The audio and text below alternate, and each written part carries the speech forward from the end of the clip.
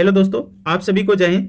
जैसा कि आप लोग देख रहे हैं, उत्तर एक ज्ञान बिंदु जीएस अकादमी के नोट से है। इससे पहले हम लोग उत्तर का सब्जेक्टिव किए थे। अब इसका ऑब्जेक्टिव देखते हैं, जो बिहार दरोगा, बिहार पुलिस, बिहार एसएससी और जो एग्जाम होने वाली है उसके लिए बहुत इंपॉर्टेंट है। तो चलिए ऑब्जेक्टिव देखते हैं। देखिए, पहला क्वेश्चन है, कोशिकाओं का ऐसा समूह जो रूप, कार्य और उत्पत्ति में समान होता है उसे क्या कहते हैं? उसे हम लोग उत्तक कहते हैं। कोशिकाओं का ऐसा समूह जो रूप, कार्य और उत्पत्ति समान होता है उसे उत्तक कहते हैं। नेक्स्ट है, निम्नलिखित कथनों पर विचार कीजिए। देखिए, समान उत्पत्ति तथा समान कार्य को संपादित करने वाली कोशिकाओं के समूह को उत्तक कहते हैं। ये सही है। उत्तक एक कोशिकीय तथा बहुकोशिकीय दोनों जीवों में पाए जाते हैं। ये गलत है। पादप तथा जंतु दोनों में ही उत्तक पाए जाते हैं। ये सही है। पादप तथा जंतु दोनों में ही उत्तक पाए जाते हैं। तो इसका आंसर हो जाएगा 1 और 3। नेक्स्ट क्वेश्चन है, पौधों तथा जंतु दोनों की कोशिकाएं लगभग एक समान ही होती है, फिर दोनों के उत्तक एक दूसरे से बिल्कुल अलग होते हैं, क्योंकि? तो देखिए, पौधों में कोई गति नहीं होता है। ये सही है, पौधे में कोई गति नहीं होता, पर जबकि जंतु एक स्थान से दूसरे स्थान की ओर विचलन करते हैं। ये सही है। पौधों में वृद्धि कुछ क्षेत्रों में ही सीमित रहती है, जबकि जंतुओं में वृद्धि एक रूप में होती है। ये भी सही है। जंतु तथा पौधों के अंग तंत्र की बनावट पूर्णतः एक दूसरे से भिन्न होते हैं। ये भी सही है। यानी तीनों सही है। इसका आंसर हो जाएगा डी। नेक्स्ट है, हिस्टोलॉजी शब्द का प्रयोग सर्वप्रथम किसने किया था? तो मेयर ने किया था। हिस्टोलॉजी शब्द का प्रयोग सर्वप्रथम मेयर ने किया था। एक विशेष कार्य करने वाले समान कोशिकाओं के समूह को क्या कहते हैं? तो उत्तक कहते हैं। एक विशेष कार्य करने वाले समान कोशिकाओं के समूह को क्या कहते हैं? उत्तक कहते हैं। नेक्स्ट क्वेश्चन है, निम्नलिखित कथनों पर विचार कीजिए। किसी एक उत्तक में एक ही आकार एवं विशेषताओं की कोशिकाएं पाए जाते हैं। ये सही है। कुछ उत्तकों में विभिन्न आकार एवं बनावट की कोशिकाएं होती है। ये भी सही है। इसका आंसर सी हो जाएगा। नेक्स्ट है कि पादपों में विभाज्योत्की उत्तकों के बारे में निम्नलिखित में कौन सा कथन सही है? इसमें कौन सी कथन सही है और चुनना है। तो देखिए, देखते हैं। ये मृत उत्तक है और काष्ठ में परिवर्तित होते हैं। ये गलत है। अपनी मोटी हो चुकी भित्तियों के कारण ये पादप को नम्यता प्रदान करती है। ये भी गलत है। लचीलापन, ये भी गलत है। यह केवल किसी वृक्ष की छाल में होते हैं। ये भी गलत है। इन उत्तकों की कोशिकाओं के विभाजन के कारण पादपों में वृद्धि होती है। ये सही है। देखिए, कहता है पादप में विभाज्योत्की उत्तकों के बारे में निम्नलिखित में कौन सा कथन सही है? तो कह रहा है कि इन उत्तकों की कोशिकाओं के विभाजन के कारण पादप में वृद्धि होती है। ये सही है। नेक्स्ट क्वेश्चन है, निम्नलिखित में कौन सा एक पौधों के विभाज्योत्की उत्तकों के संदर्भ में सही नहीं है? इसमें कौन सही नहीं है, बाकी सही है। तो देखिए, यह जीवित कोशिकाओं का बना उत्तक होता है जिनमें विभाजन की क्षमता होती है। यह सही है। इस उत्तक की कोशिकाओं की राजधानियां बहुत बड़ी बड़ी होती है। नहीं, ये गलत है। यानी आंसर यही सही होगा। इसमें क्या कह रहा है कि इस उत्तक की कोशिकाओं की राजधानियां बहुत बड़ी बड़ी होती है। राजधानियां की नहीं, अस्थायी उत्तक की बहुत बड़ी बड़ी होती है। अस्थायी उत्तक यहाँ पे हो जाएगा। तो इसलिए ये आंसर हो जाएगा बी, यानी गलत है, बाकी सही है। इसके कोशिकाओं का केंद्रक बड़े बड़े होते हैं। सही है। इसके कोशिकाओं में कोशिका रस की मात्रा काफी अधिक होती है। ये भी सही है। नेक्स्ट क्वेश्चन है, शीर्षस्थ विभाज्योत्की उत्तरदायी होता है। तो शीर्षस्थ विभाज्योत्की जो उत्तरदायी होता है वो लंबाई में वृद्धि के लिए होता है। लंबाई में वृद्धि के लिए होता है। नेक्स्ट क्वेश्चन है कि वह उत्तक जो प्राथमिक वृद्धि के लिए उत्तरदायी है वो लंबाई में वृद्धि के लिए, वह उत्तक जो प्राथमिक वृद्धि के लिए उत्तरदायी है वो लंबाई में वृद्धि के लिए, वह उत्तक जो प्राथमिक वृद्धि के लिए उत्तरदायी है उसको हम लोग कहते हैं शीर्षस्थ विभाज्योत्की। शीर्षस्थ विभाज्योत्की प्राथमिक वृद्धि के लिए उत्तरदायी है। नेक्स्ट है, संवहन उत्तक में अवस्थित कैम्बियम एवं वृक्ष के छाल के नीचे का कैम्बियम उदाहरण है पार्श्व विभाज्योत्की का। देखिए, संवहन उत्तक में अवस्थित कैम्बियम एवं वृक्ष के छाल के नीचे का कैम्बियम उदाहरण है पार्श्व विभाज्योत्की का। वह उत्तक जो द्वितीयक वृद्धि के लिए उत्तरदायी है उसको क्या कहते हैं? तो कैम्बियम कहते हैं। वह उत्तक जो द्वितीयक वृद्धि के लिए उत्तरदायी है उसको क्या कहते हैं? कैम्बियम कहते हैं। किसी पौधे के तने के घेरे को बढ़ाने के लिए निम्नलिखित में कौन सा उत्तक उत्तरदायी होता है? देखिए, किसी पौधे के तने के घेरे को बढ़ाने के लिए निम्नलिखित में कौन सा उत्तक उत्तरदायी होता है? तो पार्श्व विभाज्योतकी। नेक्स्ट क्वेश्चन है, निम्नलिखित कथनों पर विचार करना है। पौधों के अस्थायी उत्तक के कोशिकाओं में विभाजन की क्षमता नहीं होती है, ये सही है। जो भी अस्थायी उत्तक होते हैं वो विभाजन की क्षमता नहीं होती है। विभाज्योतकी उत्तक में उत्तक की वृद्धि के फलस्वरूप पौधों में अस्थायी उत्तक बनता है, ये भी सही है। यानी इसका आंसर 1 और 2 दोनों सही है। नेक्स्ट है कि एक बीजपत्री तने में द्वितीयक वृद्धि नहीं होती है क्योंकि इनमें नहीं होता है। कह रहा है कि एक बीजपत्री तने में द्वितीयक वृद्धि नहीं होती है क्योंकि इनमें नहीं होती है कैबियम। द्वितीयक वृद्धि नहीं होती है, कब नहीं होगा? जब कैबियम नहीं होगा, द्वितीयक वृद्धि नहीं होगा। द्वितीयक वृद्धि होती है कैबियम के कारण, ये चीज मतलब। नेक्स्ट है, निम्नलिखित में किसे प्राथमिक विभाज्योतकी कहते हैं? क्योंकि यह पौधे के जीवन चक्र के प्रारंभ में बनते हैं और प्राथमिक पादप शरीर बनाते हैं, तो इसको हम लोग कहते हैं सीसर्त विभाज्योतकी और अंतावृषि विभाज्योतकी। यानी इसका आंसर हो जाएगा ए और सी दोनों, सीसर्त विभाज्योतकी या अंतर्वृषि विभाज्योतकी। नेक्स्ट है कि संवहन उत्तक का निर्माण किस विभाज्योतकी द्वारा होता है? तो पार्श्व विभाज्योतकी द्वारा होता है। संवहन उत्तक का जो निर्माण किस विभाज्योतकी के द्वारा होता है? तो पार्श्व विभाज्योतकी के द्वारा होता है। नेक्स्ट है कि मृदि उत्तक किस प्रकार के उत्तक है? तो ये सरल उत्तक है। मृदि उत्तक किस प्रकार के उत्तक है? तो सरल उत्तक है। निम्नलिखित में किस उत्तक में जीवित कोशिका पाई जाती है? तो मृदि उत्तक, पेरेन्काइमा भी बोलते हैं इसको, और स्थूल कोण उत्तक, इन दोनों में क्या पाया जाता है? जीवित कोशिका पाई जाती है। इसका आंसर ए और बी दोनों हो जाएगा। मृदि उत्तक का मुख्य कार्य क्या है? तो भोज पदार्थ का संग्रह करना। मृदि उत्तक का मुख्य कार्य क्या है? भोज पदार्थ का संग्रह करना। वायु तक किन पौधों में पाया जाता है? कह रहा है कि वायु तक किन पौधों में पाया जाता है? तो हाइड्रोफाइटस में, हाइड्रोफाइटस। जलोदभीति निम्न में से किसकी उपस्थिति के कारण जल में तैरते हैं? वायु तक की। जलोदभीति निम्न में से किसकी उपस्थिति के कारण जल में तैरते हैं? तो वायु तक की। नेक्स्ट है कि वह कौन सा उत्तक है जिसकी कोशिकाएं जीवित होती है, भित्ति सेलुलोज तथा पेक्टिन की बनी होती है और कोनों पर अलिग्नी स्थूलन मिलते हैं, तो इसको बोलते हैं कोलेनकाइमा। कह रहा है कि वह कौन सा उत्तक है जिसकी कोशिकाएं जीवित होती है, भित्ति सेलुलोज और पेक्टिन की बनी होती है और कोनों पर अलिग्नी स्थूलन मिलते हैं, तो कोलेनकाइमा। इसका आंसर हो जाएगा कोलेनकाइमा। अलिग्नी स्थूलन के मतलब होता है मोटा। नेक्स्ट है कि निम्नलिखित में कौन एक उत्तक केवल तरुण पौधों में पाया जाता है, बड़े बड़े वृक्षों में नहीं?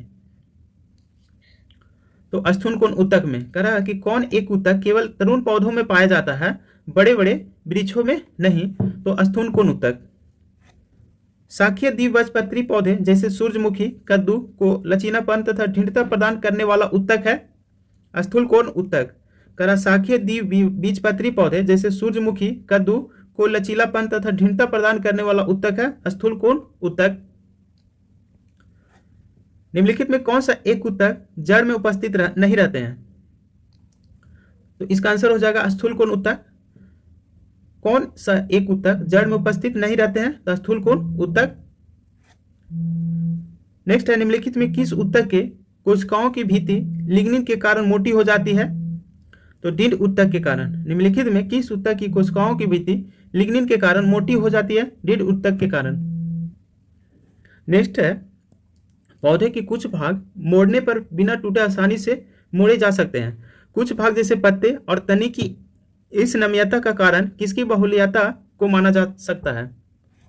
तो ढींढोत्तक के कारण। कह रहा है कि पौधे के कुछ भाग मोड़ने पर बिना टूटे आसानी से मोड़े जा सकते हैं और कुछ भाग जैसे पत्ते और तने की इस नम्यता का कारण किसकी बहुल्यता को माना जा सकता है? तो ढींढोत्तक के कारण। नेक्स्ट, रेशे उत्पन्न करने वाले पौधे जैसे पटुआ में किस उत्तक की प्रचुरता होती है? तो इसका आंसर हो जाएगा डी, ढींढ उत्तक। रेशे उत्पन्न करने वाले पौधे जैसे पटुआ में किस उत्तक की प्रचुरता होती है? ढींढ उत्तक।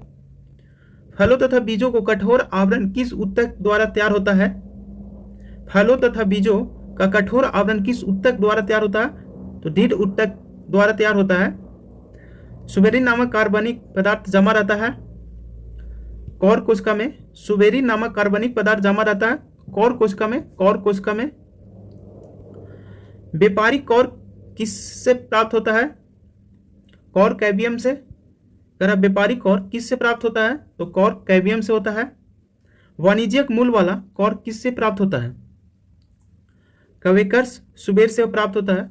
वाणिज्यिक मूल वाले कौर किससे प्राप्त होता है? तो क्वेकर्स सुबेर से प्राप्त होता है। नेक्स्ट है मृदी उत्तक, जिसको पेरेन्काइमा की कोशिकाएं होती है। कैसी होती है? तो गोलाकार होती है। पेरेन्काइमा की कोशिकाएं होती है गोलाकार होती है और अंडाकार भी होती है। अंडाकार भी होती है। दृढ़ कोशिका में कौन सा गुण नहीं पाया जाता है? तो ये मृदुतक कोशिकाएं से निर्मित होती है। कह दृढ़ कोशिका में कौन सा गुण नहीं पाया जाता? तो ये मृदु कोशिकाओं से निर्मित होती है, ये गुण नहीं पाई जाती है। नेक्स्ट क्वेश्चन है निम्नलिखित में किस उत्तक की कोशिकाओं में अंतराकोशिकीय स्थान नहीं पाया जाता है? तो देखिए इसका आंसर होगा विभाज्योतकी और दृढ़ उत्तक में अंतराकोशिकीय स्थान नहीं पाया जाता, यानी इसका ए और सी दोनों हो जाएगा। विभाज्योतकी और दृढ़ उत्तक में अंतराकोशिकीय स्थान नहीं पाया जाता है। कह रहा पौधों से प्राप्त होने वाला कॉर्क में कौन सी विशेषता नहीं होती है? तो इसके कोशिकाओं में पर्याप्त मात्रा में जीव द्रव पाए जाते हैं। आंसर बी हो जाएगा। पौधों से प्राप्त होने वाला कॉर्क में कौन सी विशेषता नहीं होती है? तो इसके कोशिकाओं में पर्याप्त मात्रा में जीव द्रव पाए जाते हैं। नेक्स्ट है बिलोमेन की आवश्यकता होती है तो नमी के अवशोषण के लिए। ये जो बिलोमेन की आवश्यकता होती है नमी के अवशोषण के लिए होती है। नेक्स्ट है किस प्रकार के जड़ में बिलोमेन नामक आर्द्रताग्राही स्पंजी उत्तक पाया जाता है? तो इसका आंसर हो जाएगा अधिपादप मूल। कह रहा किस प्रकार के जड़ में बिलोमेन नामक आर्द्रताग्राही स्पंजी उत्तक पाया जाता है? तो अधिपादक मूल में। आर्किड में बिलोमन उत्तक पाया जाता है मूलों में। आर्किड में बिलोमन उत्तक पाया जाता है मूलों में। पौधों को सबसे बाहरी स्तर या छिलका को क्या कहते हैं? अधिचर्म कहते हैं। पौधों का सबसे बाहरी स्तर या छिलका को क्या कहते हैं? अधिचर्म कहते हैं। देखिए नेक्स्ट क्वेश्चन है कि शुष्क स्थानों पर पाए जाने वाले पौधों के एपिडर्मिस में कौन सी परत होती है जो पौधों में जल हानि को रोकता है? क्यूटिकल। इसका आंसर है क्यूटिकल। कह रहा कि शुष्क स्थानों पर पाए जाने वाले पौधों को एपिडर्मिस में कौन सी परत होती है जो पौधों में जल हानि को रोकता है? तो क्यूटिकल। नेक्स्ट है कि त्वचाजन उत्तक शीर्षस्त्र विभाज्योतकी से बनता है या निम्नलिखित में किसमें विकसित होता है? तो ब्राह्त्वचा में। कह रहा त्वचाजन उत्तक जो है शीर्षस्त्र विभाज्योतकी से बनता है। निम्नलिखित में से किसमें विकसित होता है? तो ब्राह्त्वचा में। नेक्स्ट है कि निम्नलिखित में कौन सा उत्तक तंत्र पौधों के संपूर्ण मध्य भाग का निर्माण करते हैं? ये करता है ground of fundamental tissue system. कह रहा कि कौन सा उत्तक तंत्र जो है पौधों के संपूर्ण मध्य भाग का निर्माण करता है? तो ये ground of fundamental tissue system करता है। रंध्र तथा मूल रोम पाए जाते हैं ब्राह्त्वचा में। कह रहा रंध्र तथा मूल रोम पाए जाते हैं ब्राह्त्वचा में। पौधों के ब्राह्त्वचा के ठीक नीचे के परत को क्या कहते हैं? तो नीचे के परत को कहते हैं कॉर्टेक्स। पौधों के अंतस त्वचा और संवहन मंडल के बीच पाए जाने वाले परत को क्या कहते हैं?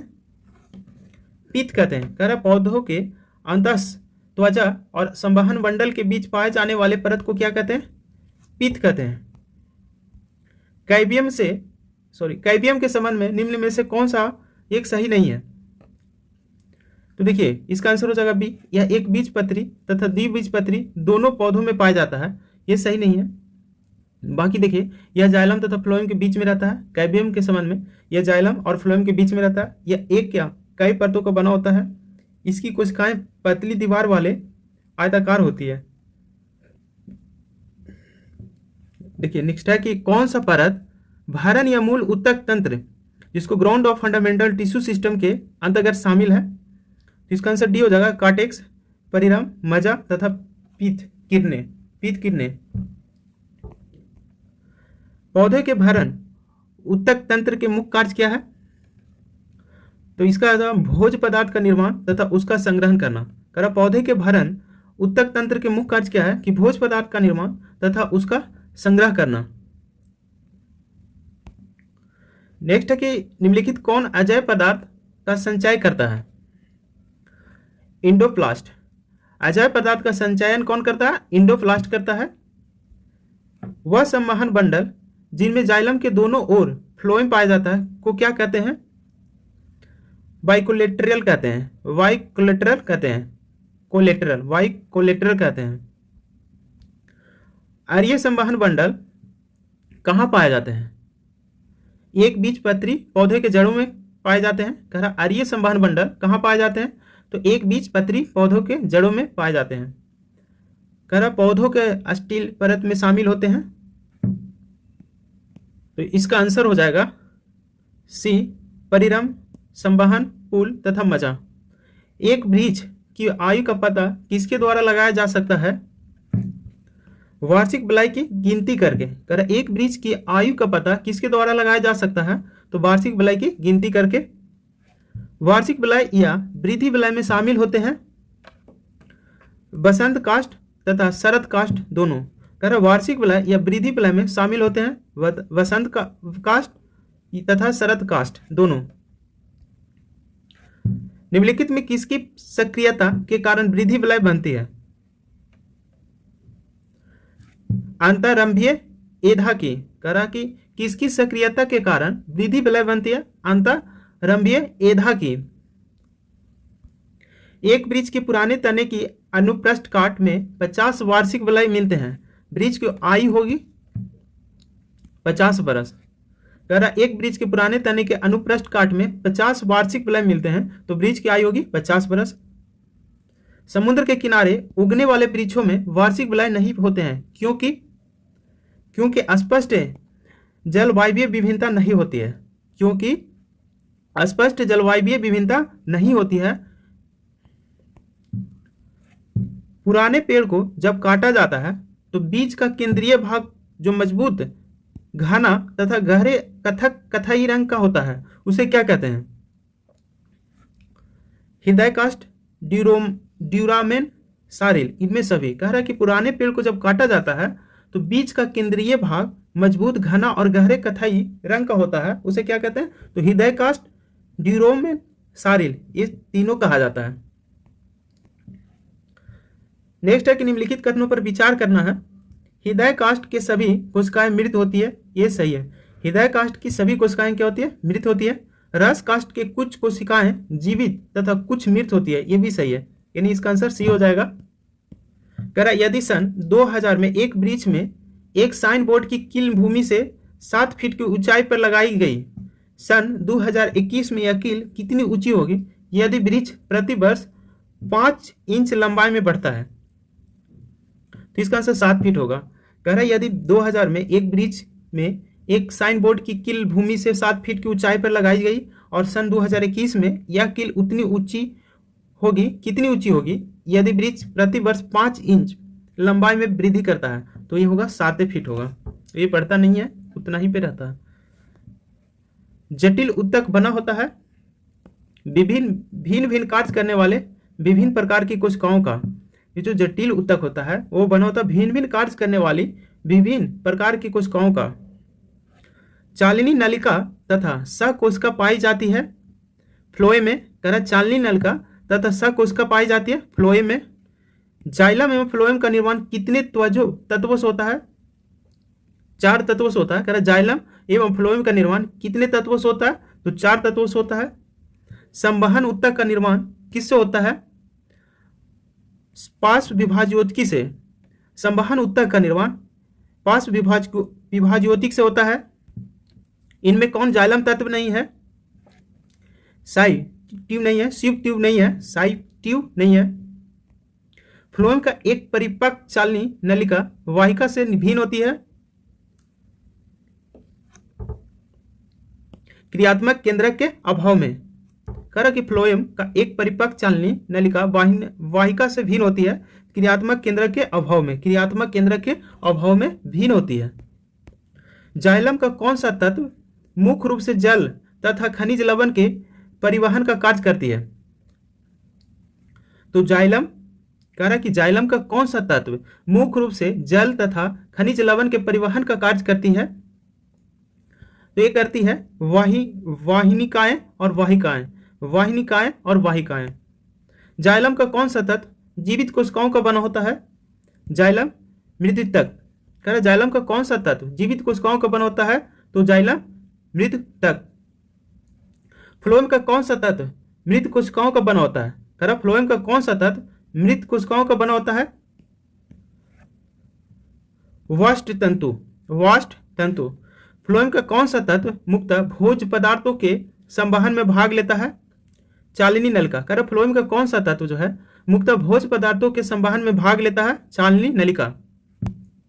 चालनी नलिकाओं में भोज्य पदार्थ के संवहन में मदद करता है सहकोशिका। कह रहा चालनी नलिकाओं में भोज्य पदार्थ के संवहन में मदद करता है सहकोशिका। फ्लोएम का कौन सा तत्व फ्लोएम ऊतक को यांत्रिक सहायता प्रदान करता है? फ्लोएम तंतु। कह रहा फ्लोएम का कौन सा तत्व फ्लोएम ऊतक को यांत्रिक सहायता प्रदान करता है? फ्लोएम तंतु। फ्लोएम ऊतक में चालनी पट्टी पाई जाती है दो चालनी नलिका के बीच। कह रहा फ्लोएम ऊतक में चालनी पट्टी पाई जाती है दो चालनी नलिका के बीच में पाई जाती है। पौधों में फ्लोएम मुक्त उत्तरदायी है आहार वहन के लिए। पौधों में फ्लोएम मुक्त उत्तरदायी है आहार वहन के लिए। पौधों में जाइलम मुक्त जिम्मेदार है जल वहन के लिए। पौधों में जाइलम मुक्त जिम्मेदार होती है जल वहन के लिए। शाखाओं से पत्तियां किन कारणों से झड़ जाती है? कॉर्क के बाहर विलगन परत बन जाने से। कह रहा शाखाओं से पत्तियां किन कारणों से झड़ जाती है? तो कॉर्क के बाहर विलगन परत बन जाने से झड़ जाती है। निम्नलिखित में से किस एक भारतीय वैज्ञानिक ने पादपों में जल की लंबी दूरी के अभिगमन का सिद्धांत प्रस्तुत किया? जेसी बोस ने। कह रहा किस एक भारतीय वैज्ञानिक ने पादप में जल की लंबी दूरी के अभिगमन का सिद्धांत का प्रस्तुत किया? जेसी बोस ने। निम्नलिखित में किस प्रकार के ऊतक शरीर की सुरक्षा कवच का कार्य करती है? उपकला। किस प्रकार के ऊतक शरीर की सुरक्षा कवच क्या कार्य करती है? उपकला। नेक्स्ट क्वेश्चन है कि निम्नलिखित में कौन सा ऊतक घाव भरने में सहायक होता है? उपकला ऊतक। कौन सा ऊतक घाव भरने में सहायक होता है? उपकला ऊतक। निम्नलिखित में कौन सा ऊतक लार ग्रंथि तथा स्वेदी ग्रंथि में पाई जाती है? Cuboidal epithelium. Cuboidal epithelium. कह रहा कौन सा ऊतक लार ग्रंथि तथा संवेदी ग्रंथि में पाया जाता है? Cuboidal epithelium. अंगों को विसरण श्रवण तथा अवशोषण में मदद करने वाला ऊतक है एपिथेलियम। कह रहा अंगों को विसरण श्रवण तथा अवशोषण में मदद करने वाला ऊतक है एपिथेलियम। त्वचा की बाहरी सतह निर्मित होती है सल्की एपिथेलियम से। त्वचा की बाहरी सतह निर्मित होती है सल्की एपिथेलियम से। सल्की एपिथेलियम से। निम्नलिखित में किस एपिथेलियम ऊतके कोशिकाओं में रसाकूर तथा सिलिया पाए जाते हैं? स्तंभाकार। कह रहा कि किस एपिथेलियम ऊतके कोशिकाओं में रसाकूर तथा सिलिया पाए जाते हैं? स्तंभाकार। निम्नलिखित कथनों पर विचार कीजिए। कह रहा एपिथेलियम ऊतक में कोशिकाओं की संख्या कम होती है तथा अंतरा कोशिकीय पदार्थ अधिक होती है। तो एक गलत है, उल्टा लिख दिया। संयोजिक ऊतक में अंतरा कोशिकीय पदार्थ नहीं पाए जाते हैं। इनकी कोशिकाएं एक दूसरे से करीब करीब सटी होते हैं। ये भी गलत है, न तो एक और न ही दो होगा।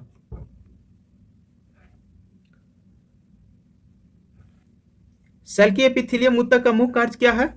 सुरक्षा करना। सल्की एपिथेलियम ऊतक का प्रमुख कार्य क्या है? सुरक्षा करना। पछावी एपिथेलियम ऊतक पाए जाते हैं ट्रेकिया तथा गर्भाशय में। पेछावी एपिथेलियम ऊतक पाए जाते हैं ट्रेकिया तथा गर्भाशय में। निम्नलिखित में कौन ऊतक त्वचा एवं मांसपेशियों अथवा दो मांसपेशियों को जोड़ने का कार्य करती है? एरियोलर। कह रहा है निम्नलिखित में कौन ऊतक जो है त्वचा एवं मांसपेशियों अथवा दो मांसपेशियों को जोड़ने का कार्य करती है? एरियोलर। एरियोलर। मोटापा निम्न में से किसकी अधिकता के कारण होता है? वसा ऊतक के कारण। मोटापा निम्न में से किसकी अधिकता के कारण होता है? वसा ऊतक के कारण। निम्नलिखित में से कौन एक शरीर को गर्म रखने हेतु उत्तरदायी है? वसामय ऊतक। कह रहा निम्नलिखित में से कौन एक शरीर को गर्म रखने हेतु उत्तरदायी है? वसामय ऊतक। ऊँट का कुपड़ किस ऊतक का बना होता है? वसा संयोजिक ऊतक का बना होता है। जो ऊँट का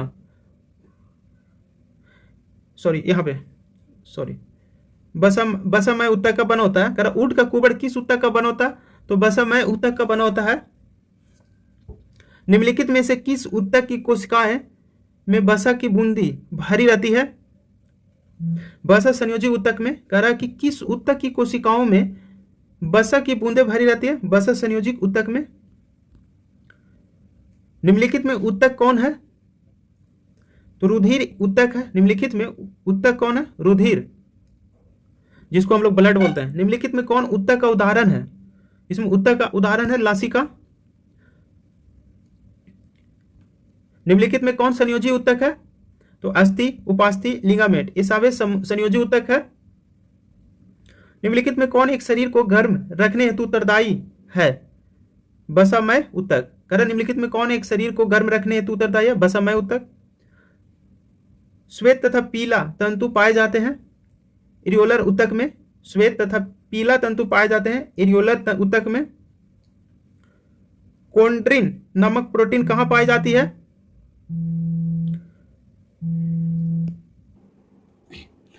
नेक्स्ट क्वेश्चन है कोल्ड्रिन नामक प्रोटीन कहां पाई जाती है? तो अस्थि में। कोंड्रिन नामक प्रोटीन कहां पाई जाती है? अस्थि में। टेंडर का निर्माण होता है श्वेत तंतुमय ऊतक से। टेंडन का निर्माण होता है श्वेत तंतुमय ऊतक से।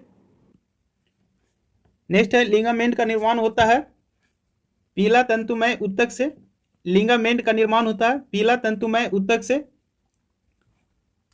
टेंडन तथा लिगामेंट किस प्रकार के ऊतक है? संयोजी ऊतक। टेंडन तथा लिगामेंट किस प्रकार के ऊतक है? संयोजी ऊतक। निम्नलिखित कथनों पर विचार कीजिए। टेंडन मांसपेशियों को अस्थि से अथवा दूसरी मांसपेशियों से जोड़ता है। यह सही है। टेंडन जो है ना मांसपेशियों को अस्थि से तथा या अथवा दूसरी मांसपेशियों से जोड़ता है। सही है। लिगामेंट हड्डियों को हड्डियों से जोड़ने का कार्य करते हैं। यह भी सही है। नेक्स्ट, सेबेशियस ग्रंथियां कहां पाई जाती है? अस्थानियों की त्वचा के डर्मिस में। सेबेशियस ग्रंथियां कहां पाई जाती है? अस्थानियों की त्वचा के डर्मिस में। लाइक्राइमल ग्रंथि क्या स्रावित करती है? आंसू। लाइक्राइमल ग्रंथि क्या स्रावित करती है? तो आंसू को करती है। किस ऊतक से तलवे, खुर और सींग बने होते हैं? किरेटिन के। कह किस ऊतक से तलवे, खुर और सींग बने होते हैं? किरेटिन के। ऑस्टियोब्लास्ट नामक कोशिका उपस्थित हो रहती है अस्थि में। ऑस्टियोब्लास्ट नामक कोशिका उपस्थित रहती है अस्थि में। कोन्ड्रियोब्लास्ट नामक कोशिका पाई जाती है उपास्थि में। कोन्ड्रियोब्लास्ट नामक कोशिका पाई जाती है उपास्थि में। मास्ट कोशिका पाई जाती है संयोजी ऊतक में। मास्ट कोशिकाएं पाई जाती है संयोजी ऊतक में। एरियोलर ऊतक में पाए जाने वाले निम्नलिखित कोशिकाओं में कौन रुधिर वाहिनियों को फैलाने के लिए प्रोटीन हिस्टामिन स्रावित करता है? मास्ट कोशिकाएं। कह रहा एरियोलर ऊतक में पाए जाने वाले निम्नलिखित कोशिकाओं में कौन रुधिर वाहिनियों को फैलाने के लिए प्रोटीन हिस्टामिन स्रावित करता है? मास्ट कोशिकाएं। नेक्स्ट है निम्नलिखित में कौन प्लीहा, यकृत तथा अस्थि मज्जा में पाया जाता है? जलावत संयोजी ऊतक। कह निम्नलिखित में कौन प्लीहा, यकृत तथा अस्थि मज्जा में पाया जाता है? जलावत संयोजी ऊतक। मनुष्य की त्वचा सबसे मोटी होती है तलवे पर। मनुष्य की त्वचा सबसे मोटी होती है तलवे पर। मनुष्य की त्वचा सबसे पतली होती है आंखों के पलक पर। मनुष्य की जो त्वचा है सबसे पतली होती है आंखों के पलक पर। वृद्धावस्था में त्वचा में झुर्रियों पड़ जाती है, इसका कारण है चर्म में वसा ऊतक की कमी के कारण। करा वृद्धावस्था में त्वचा में झुर्रियों पड़ जाती है, इसका कारण है चर्म में वसा ऊतक की कमी के कारण। नाभि रज्जु है भ्रूणीय संयोजी ऊतक, नाभि रज्जु है भ्रूणीय संयोजी ऊतक। नेक्स्ट है हैवर्सियन तंत्र कहाँ पाया जाता है? स्तनियों के अस्थियों में हैवर्सियन तंत्र पाया जाता है स्तनियों के अस्थियों में। हिस्टामिन एक प्रकार का प्रोटीन है जो भाग लेती है एलर्जी प्रतिक्रियाओं में। हिस्टामिन एक प्रकार का प्रोटीन है जो भाग लेती है एलर्जी प्रतिक्रियाओं में। कोलेजन फाइबर शरीर में पाए जाने वाले कुल प्रोटीन का 1/3 भाग है। कोलेजन फाइबर शरीर में पाए जाने वाले कुल प्रोटीन का 1/3 भाग है। संयोजी ऊतक का अधिकांश प्रोटीन है कोलेजन, संयोजी ऊतक का अधिकांश प्रोटीन है कोलेजन। ब्राहकर्ण में पाए जाने वाले अंतः कंकाल है उपास्थि। ब्राहकर्ण में पाए जाने वाले अंतः कंकाल है उपास्थि। शारीरिक अंगों में गति के लिए जिम्मेदार ऊतक है पेशी ऊतक। शारीरिक अंगों में गति के लिए जिम्मेदार ऊतक है पेशी ऊतक। नेक्स्ट क्वेश्चन है सार्कोप्लाज्मा नामक तरल पाया जाता है पेशी ऊतक में। सार्कोप्लाज्मा नामक तरल पाया जाता है पेशी ऊतक में। अरेखित तथा रेखित ऊतक मूल रूप से किस प्रकार के ऊतक है? पेशी ऊतक है। कर अरेखित तथा रेखित ऊतक मूल रूप से किस प्रकार के ऊतक है? तो पेशी ऊतक है। नेत्र के आइरिस में पाए जाने वाला ऊतक है आरेखित पेशी। नेत्र के आइरिस में पाए जाने वाले ऊतक है आरेखित पेशी। इंटरकलेटेड डिस्क उपस्थित होते हैं हृदयक पेशी में। इंटरकलेटेड डिस्क उपस्थित होते हैं हृदयक पेशी में। निम्नलिखित में कौन सी पेशी ऐच्छिक पेशी है? रेखित पेशी। निम्नलिखित में कौन सी पेशी ऐच्छिक पेशी है? रेखित पेशी। आहार नाल के एक भाग से दूसरे भाग में भोजन का प्रवाह किस पेशी के संकुचन एवं प्रसार के कारण होता है? आरेखित पेशी के कारण। आहार नाल के एक भाग से दूसरे भाग में भोजन का प्रवाह किस पेशी के संकुचन एवं प्रसार के कारण होता है? आरेखित पेशी के कारण। मायोफाइब्रिल नामक रचना किस ऊतक में पाई जाती है? पेशी ऊतक में। मायोफाइब्रिल नामक रचना किस ऊतक में पाई जाती है? पेशी ऊतक में पाई जाती है। निम्नलिखित में किस पेशी ऊतक में थकान उत्पन्न नहीं होता है? रेखित पेशी में। किस पेशी में थकान उत्पन्न नहीं होता है? तो रेखित पेशी में थकान उत्पन्न नहीं होता है। शरीर के कुल भाग का लगभग 50% भार होता है रेखित पेशी का। शरीर के कुल भाग का लगभग 50% भाग होता है रेखित पेशी का। संवेदना का चालन शरीर के एक भाग से दूसरे भाग में होता है तंत्रिका ऊतक से। करा संवेदना का चालन शरीर के एक भाग से दूसरे भाग में होता है तंत्रिका ऊतक से। तंत्रिका ऊतक की इकाई है न्यूरॉन। तंत्रिका ऊतक की इकाई है न्यूरॉन। नेक्स्ट क्वेश्चन है मनुष्य के शरीर में सबसे लंबी कोशिका होती है तंत्रिका कोशिका का। मनुष्य के शरीर में सबसे लंबी कोशिका होती है तंत्रिका कोशिका का। जन्म के बाद मानव के किस ऊतक में कोई कोशिका विभाजन नहीं होता है? तंत्रिका में। करा जन्म के बाद मानव के किस ऊतक में कोई कोशिका विभाजन नहीं होता है? तंत्रिका। न्यूरॉन के डेंड्रन से निकलने वाली पतली पतली शाखाएं क्या कहलाती है? तो डेंड्राइट्स। करा न्यूरॉन के डेंड्रन से निकलने वाली पतली पतली शाखाएं क्या कहलाती है? डेंड्राइट्स कहलाती है। रैनबियर के नोड कहाँ पाई जाती है? तंत्रिका में। रैनबियर के नोड कहाँ पाई जाती है? तंत्रिका में। दो न्यूरॉन के जोड़ को क्या कहते हैं? सिनैप्स। दो न्यूरॉन के जोड़ को क्या कहते हैं? सिनैप्स। न्यूरॉन कोशिका में संवेदना का संचार कैसे होता है? एक न्यूरॉन के एक्सॉन से दूसरे न्यूरॉन के डेंड्राइट्स में। न्यूरॉन के कोशिका में संवेदना का संचार कैसे होता है? एक न्यूरॉन के एक्सॉन से दूसरे न्यूरॉन के डेंड्राइट्स में। नेक्स्ट है बायोप्सी संबंधित है परीक्षण के लिए ऊतकों को शरीर से अलग करने से। बायोप्सी संबंधित है परीक्षण के लिए ऊतकों को शरीर से अलग करने के लिए।